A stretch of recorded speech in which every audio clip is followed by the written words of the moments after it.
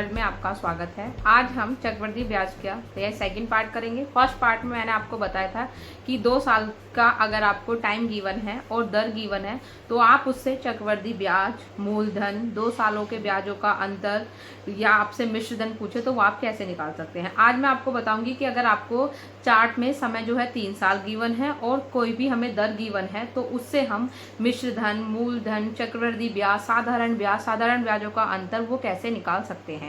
ये सब मैं आपको शॉर्ट ट्रिक से बताऊंगी। जैसे पिछली वीडियो मैंने आपको बताया था कि 2 साल के लिए हम कैसे चार्ट बनाते हैं, सेम आज हम 3 साल के लिए चार्ट बनाएंगे और एक ही चार्ट से हम सारी चीजें क्या कर सकते हैं, निकाल सकते हैं। ठीक है, अब हमारा जैसे सेकंड क्वेश्चन दे रखा है, मैं इसका डेटा लेके आपको 3 साल का चार्ट समझाती हूँ। ठीक है, देखो क्वेश्चन नंबर सेकंड में ये आपसे बोल रहा है कि 5,000 रुपए 10% वार्षिक दर से 3 वर्ष के चक्रवृद्धि ब्याज तथा साधारण ब्याज का अंतर क्या होगा।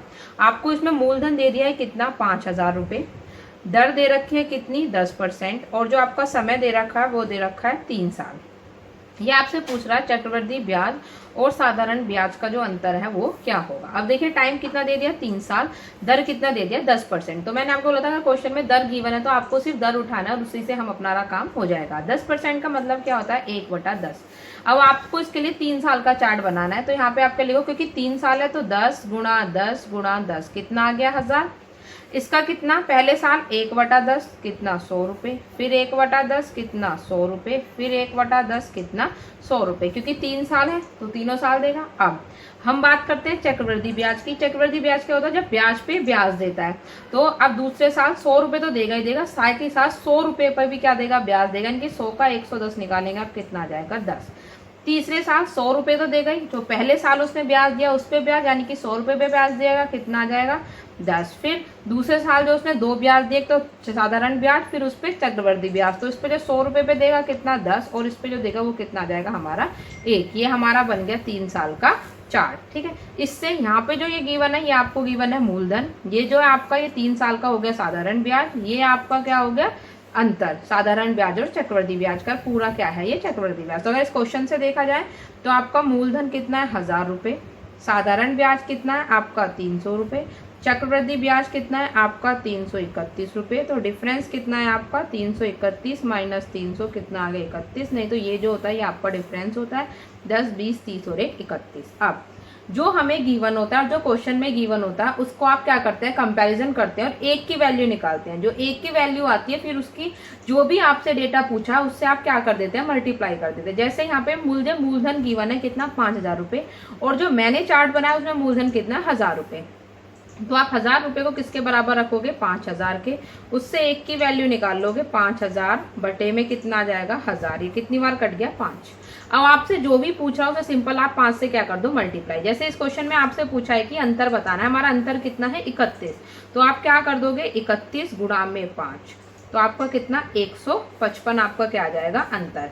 तो इसका आंसर क्या हो जाएगा, इनमें से कोई नहीं, क्योंकि ऑप्शन में गिवन नहीं है। अब क्वेश्चन नंबर 1 देखते हैं, वो भी सेम इसी तरीके से होगा। ये बोल रहा है 8,000 रुपए पर, यानी कि मूलधन आपको कितना दे दिया, 8,000 रुपए पर 5% वार्षिक दर से, यानी कि आपको आर कितना दे दिया है, 5%, समय कितना दे दिया इसने, 3 साल। चक्रवृद्धि ब्याज और साधारण ब्याज का आपको अंतर ही बताना है, चक्रवृद्धि ब्याज और साधारण ब्याज का अंतर बताना है, इसको हम डी भी लिख सकते हैं। ठीक है, तो 5% का मतलब आपको पता है कितना होता है, 1/20। ठीक है, तो इसके लिए आप चार्ट बनाएंगे, 20 गुणा में 20 गुणा में 20, तो कितना आ गया, 8,000। ठीक है, अब 1/20 कितना आ जाएगा, 400, कितना आ जाएगा, 400, कितना आ जाएगा, 400। ठीक है, अब दूसरे साल 400 तो देगा, इस पे भी ब्याज देगा, तो कितना आ गया, 20। तीसरे साल 400, पहले साल 400 पे देगा कितना, 20, दूसरे साल 400 पे देगा कितना, 20, फिर 20 पे देगा कितना आ जाएगा, 1। ठीक है, तो इससे आपका जो हमारा वो निकल के आया, अंतर कितना निकल के आया, 61। ठीक है, 61 आ गया। अब जो मैंने, अब अगर आपसे इसमें कोई साधारण ब्याज पूछता तो वो कितना आ जाए, 400, 800 कितना हो गया, 1200। चक्रवृद्धि ब्याज पूछता तो कितना आ जाता, 1261, और अंतर पूछा तो कितना आ गया, 61। अब मैंने बोला आपसे कि कंपैरिजन करते हैं जो हमें गिवन है और जो क्वेश्चन में गिवन है। हमें क्वेश्चन में क्या गिवन है, मूलधन, और हमारा मूलधन भी कितना है, 8,000। ठीक है, तो हमने बोला था एक की वैल्यू निकाल दें तो कितना आ जाएगा, 8,000 बटे में 8,000 तो कितना आ गया 1। यानी कि अब आपसे जो भी पूछा था सिंपल 1 से मल्टीप्लाई करना है, या इसको भी करने की जरूरत नहीं थी क्योंकि मूलधन 8000 दे रखा है, हमारा भी 8000 आ रहा है। तो जो भी डेटा पूछेगा हमारे इस चार्ट से जो आ रहा है वो आपका सही होगा। जैसे आपसे क्या पूछा, डिफरेंस पूछा, तो डिफरेंस कितना आ जाएगा 61 रुपये, और ऑप्शन सी आपका अवेलेबल है। ठीक है, अब हम नेक्स्ट क्वेश्चन देखते हैं, क्वेश्चन नंबर 3। देखो क्वेश्चन नंबर 3 में बोल रहा है क्या कि 25,000 रुपये का 3 वर्ष का 12% वार्षिक दर से चक्रवृद्धि ब्याज कितना होगा। तो यानी कि आपका मूलधन उसने कितना दे दिया है 25,000 रुपये, ठीक है, और आपको समय कितना दे दिया है उसने 3 वर्ष, और आपको उसने दर कितना दिया है 12%, जिसका हमें यूज करना है। दर आपको कितना दिया है 12%। 12% का मतलब मैंने आपको बता रखा है कितना होता है 3/25। ठीक है, 12% का मतलब होता है 3/25। अब कितने साल का चार्ट बनाना है, 3 साल का। आपसे क्या पूछा, चक्रवृद्धि ब्याज कितना होगा, आपसे CI पूछ रहा है। ठीक है, 3 साल का चार्ट बना दो भाई, क्या होगा 25 गुणा 25 गुणा 25। ठीक है, तो कितना आ जाएगा, ये आपका आ जाएगा 15,675। ठीक है, ये 15,625 आ जाएगा। अब आगे इसका 3/25 करोगे, तो इसका 3/25 करोगे, 25 से 25 कट जाएगा, 25 25 625, 625 को 3 से मल्टीप्लाई करोगे तुम्हारा आ जाएगा 1875। ठीक है, ये भी कितना आ जाएगा 1875, ये भी कितना आ जाएगा 1875। ठीक है, अब दूसरे साल ब्याज तो देगा ही देगा, साथ ही साथ पहले साल जो ब्याज दिया उस पर ब्याज भी देगा, यानी कि 1875 का 3/25 तो कितना आ जाएगा आपका 225। अब तीसरे साल ब्याज तो देगा ही, पहले साल जो ब्याज दिया है उसका 3/25 देगा, कितना आ जाएगा 225। दूसरे साल जो ब्याज दिया उसका 3/25 देगा, तो कितना आ जाएगा 225। फिर जो दूसरे साल ब्याज पे ब्याज दिया उसका भी 3/25 देगा, तो आपका कितना आ जाएगा 27 रुपये। ठीक है, बन गया चार्ट। अब चक्रवृद्धि ब्याज जो है तुम्हारा कितना होगा 1875 गुणा में 3। ठीक है, 225 भी कितनी बार है, 3 बार, गुणा में 3, क्योंकि चक्रवृद्धि ब्याज ये सारा होता है। ठीक है, और कितना दे रहा है 27 रुपये, ये तुम्हारा बैठ रहा है। तो 1875 को जब तुम 3 से मल्टीप्लाई करोगे तुम्हारा कितना आएगा 5,625। जब तुम 225 को 3 से मल्टीप्लाई करोगे तुम्हारा कितना आ जाएगा 675, और 27 तो 27 जाएगा। और जब तुम इन सबको जोड़ोगे तो 5 और 5 10 और 7 कितना होते हैं 17, 7 और 2 9 और 2 11, और कितना हो जाएगा 12, 6 6 12 और 1 13, 5 और 1 6, कितना 6,327 रुपये। ठीक है, ये तुम्हारा आ गया चक्रवृद्धि ब्याज। अब मैंने क्या बताया था, कंपैरिजन करते हैं और एक की जो है वैल्यू निकालते हैं, फिर जो भी पूछे उससे उसको क्या कर देते हैं मल्टीप्लाई कर देते हैं। तुम्हारा कितना दे रखा मूलधन 25,000 रुपये, लेकिन क्वेश्चन के हिसाब से हमारा जो मूलधन आ रहा है वो हमारा कितना आ रहा है 15,625 रुपये। ठीक है, तो हम क्या करेंगे 25,000 मतलब 15,625 की वैल्यू हमें कितनी दे रखी है 25,000 रुपये। तो यहाँ से आप एक की वैल्यू निकाल लोगे, 25,000 बटे में कितना आ जाएगा आपका 15,625 की जगह आप डायरेक्ट लिख लो कितना 25 गुणा 25 गुणा 25, काटना इजी रहेगा ना, 25 से 25 कट गया 1000 आ गया, ये 25 चौका 100 और 40 आ गया, ये 5 पर 25 5 8 40, यानी कि एक की वैल्यू आ गई 8/5। अब आपसे जो भी पूछ रहा है 8/5 से मल्टीप्लाई कर दो। जैसे आपसे क्या पूछ रहा है CI पूछ रहा है, इसका मतलब क्या हो गया 6 3 2 7 को मल्टीप्लाई कर दोगे 8/5 से, 8 7 56, 8 दूनी 16 5 21, 8 3 24 25 26, 8 5 48 और 49 50 बटे में 5, इसे 5 से कर दो, 5 1 5 0, 5 1 5, 5 दूनी 10, कितना आ गया आपका 10,121.20 रुपये, वो हमारा क्या दे देगा चक्रवृद्धि ब्याज। ठीक है, आगे समझ में। अब अगला क्वेश्चन देखते हैं इसका ही, क्वेश्चन नंबर 5 दे रखा है आपको। ये बोला किसी धन का 10% वार्षिक दर से 3 वर्ष का चक्रवृद्धि ब्याज 331 रुपये, वह धन कितना होगा। दर आपको दे दी जो हमें जरूरी है 10%, मतलब क्या हो गया 1/10, समय कितना दे दिया 3 साल। इस बार आपको CI दे रखा है कितना 331 रुपये, आपसे P पूछ रहा है कि उसका धन कितना होगा। आपको कितना दे रखा है 10% दर दे रखी है 1/10, यानी कि आप क्या लिख सकते हो 10 गुणा 10 गुणा 10, कितना आ गया 1000, इसका 1/10 100 100 और ये भी 100, क्योंकि 3 साल साधारण ब्याज सेम रहता है। दूसरे साल ब्याज पे ब्याज 100 रुपये तो देगा ही देगा, पहले साल जो ब्याज दिया उस पर ब्याज कितना आ जाएगा इसका 1/10। तीसरे साल 100 रुपये तो देगा ही, पहले साल जो ब्याज दिया उस पर ब्याज, पहले साल जो ब्याज दिया उस पर ब्याज, पहले साल जो ब्याज दिया उस पर ब्याज। ठीक है, यानी कि जो तुम्हारा चक्रवृद्धि ब्याज है टोटल, इससे कितना आ गया 100 200 300 10 20 30 और 31, कितना 331। वैल्यू निकालनी है 331 किसके बराबर दे रखा 331 के, एक के वैल्यू निकालनी है 331 बटे में 331, यानी कि 1 रुपया। ठीक है, अब जो भी पूछा 1 से मल्टीप्लाई कर दो। आपसे मूलधन पूछा, मूलधन कितना 1000, यानी कि हम लिख सकते हैं P कितना आ जाएगा 1000 गुणा में 1, आपका कितना आ गया P 1000 रुपये। ठीक है, क्वेश्चन नंबर 50 हो गया। क्वेश्चन नंबर 14 भी 3 साल के ऊपर दे रखा है, एक बार उसे समझा देती हूँ। देखिए क्वेश्चन नंबर 14, क्वेश्चन नंबर 14 बहुत इंपॉर्टेंट है, इसमें आप लोगों को थोड़ी सी प्रॉब्लम भी हो सकती है, तो एक बार अच्छे से इसे समझेंगे। क्वेश्चन नंबर 14 में बोल रहा है ये कि आपने 10,000 रुपये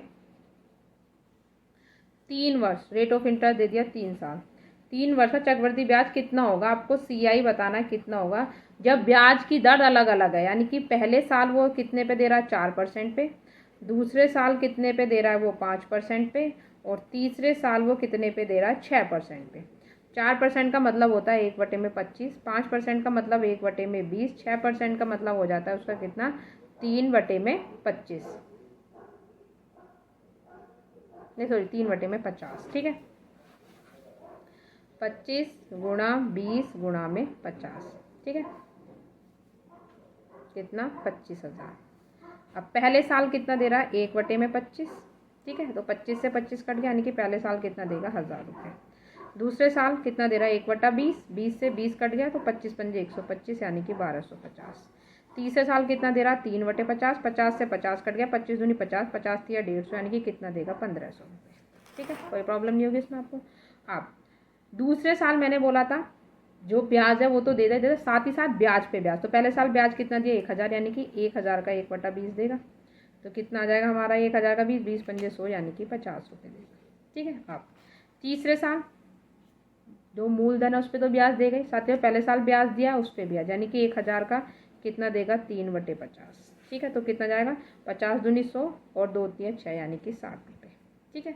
दूसरे साल जो हमारा दिया उस पर ब्याज पे ब्याज, यानी कि 1250 का 3/50 देगा, तो आपको कितना आ जाएगा भाई, ये हमारा 3/50 देगा, तो 0 0 5 10 5 25 दिया कितना जाएगा 75। तो जो ब्याज दिया उसका 3/50 देगा, तो 50 से 50, यानी कि 3 रुपये, ठीक है। तो ये आपका सारा क्या आ गया चक्रवृद्धि ब्याज। तो आपका जो CI है वो इस समय कितना आ गया 1,000, 2,000, 3,000, 3,500, यानी कि 3,750 रुपये देगा। 60 और 50 110, 185 और 3 कितना 188, तो यानी कि आपका जो कुल ब्याज है वो कितना देगा 3,938 रुपये। अब कंपैरिजन करते हैं, ठीक है। हमें मूलधन दे रखा है 25,000 रुपये, लेकिन क्वेश्चन में जो मूलधन है वो कितना आया है 10,000 रुपये, ठीक है। तो आपको जो 25,000 है वो किसके बराबर दे रखे हैं 10,000 के। एक की वैल्यू निकाल लेंगे हम 10,000 अपॉन में कितना आ जाएगा 25,000, काट देंगे तो आपको कितना आ जाएगा 2/5। एक की वैल्यू निकाल ली, जो भी पूछा 2/5 से मल्टीप्लाई कर दो। CI पूछ रहा है तो CI है 3,938, इसे 2/5 से मल्टीप्लाई कर दो। 2 8 16, 2 3 6 7, 2 9 18, 2 3 6 7, बट्टे में 5, 5 में 5, 5 पूरे 25, 3 बचेंगे, 5 7 35, 2 बटेंगे 5 पूरे 25, 5 दूनी 10, 1,575.20 रुपये जो है वो क्या देगा चक्रवृद्धि ब्याज देगा 10,000 रुपये पे 3 साल का, अगर साधारण ब्याज क्या है अलग अलग है। ओके, आज के लिए इतना ही। अगर आपको हमारी वीडियो अच्छी लगी तो प्लीज़ हमारे चैनल को लाइक करें, शेयर करें, सब्सक्राइब करें, और आगे की वीडियो के लिए आप हमारे टेलीग्राम चैनल को भी ज्वाइन कर सकते हैं। वहाँ पे आपको हम ये जो मैं आपको क्वेश्चन समझा रही हूँ वो आपको PDF फॉर्मेट में मिल जाएगा, ठीक है। और उसके अलावा अगर आप चाहें तो मैं 2 साल का भी, अगर आपको डिफरेंट आपका वो दे रखा है मतलब ब्याज, तो उसको कैसे करेंगे सेम उसका भी तरीका यही रहने वाला है जो मैंने आपको समझाया है, ठीक है। और 2 साल का हमारा दे रखा है इसमें, चलो मैं देखती हूँ। अब आज के लिए इतना ही करते हैं, ठीक है।